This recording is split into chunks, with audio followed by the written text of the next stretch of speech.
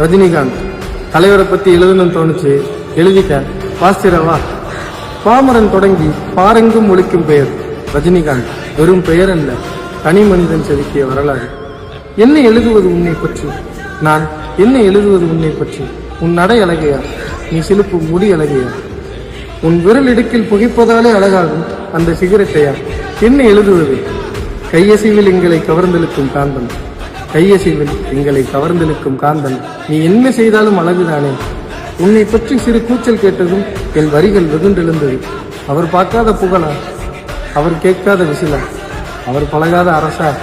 பொறாமையா? யாரடா நீங்கள்? ஒற்றை குரலால் ஒன்றியத்தையே உழுக்கும் சக்தியடா. தலைவா, ஆணையிடுங்கள், அன்பாய் பாய்கிறோம். சுண்டு விரல் காட்டுங்கள், தமிழ்நாட்டையே இந்து இல்லை என்றாக்குகிறோம். 96 சைக்கிளுக்காக ஒலித்த குரல் மறந்து விட்டதோ?